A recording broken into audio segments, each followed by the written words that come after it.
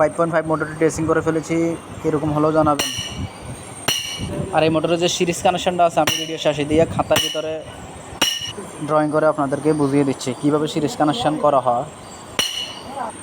আর এটা হচ্ছে back side.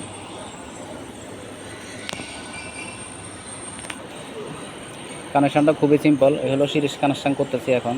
আপনারা এভাবে একটি, যেহেতু 12 সেটের মোটর, এটা এভাবে 12টি সেট বসাবেন সিরিয়ালে, এভাবে ফরম্যাটে বসাবেন। আমরা সচরাচর সিরিজ কানেকশানগুলো এভাবেই করে থাকি। আমাদের ড্রয়িংগুলো যখন আপডেট করা লাগে আমরা এভাবে করে ড্রয়িংগুলো মিলিয়ে নিই খাতার ভিতরে। তারপরে সিরিজ করবেন, ফিনিশ শট দেবেন। এখানে স্টার শট দিলাম এভাবে, আবার ফিনিশ শট। এই হলো আমার প্রথম সার্কিট। বাস এটাকে যদি U1 ধরি, এটা U2, সেম টু সেম সবগুলো এভাবে সিরিজ করে নেবেন।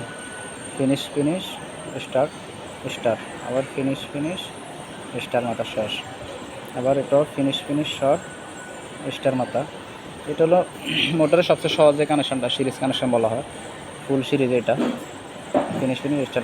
বাস এটা যেহেতু U1 ধরছি, আমার সিরিয়ালে যদি আমরা সেটগুলো বসানো হয়, যদি মাঝখানে কোনো ধরনের গ্যাপ না থাকে, তাহলে সিকোয়েন্স মিলানোর জন্য U1 এটাকে B2 ধরতে হবে, B2, আর এটা B1, আর এটা W1, এটা W2।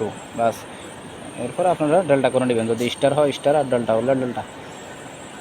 সেম টু সেম এই মোটরের কানেকশানটা এভাবে আছে। এটাকে সিরিজ কানেকশান বলা হয়।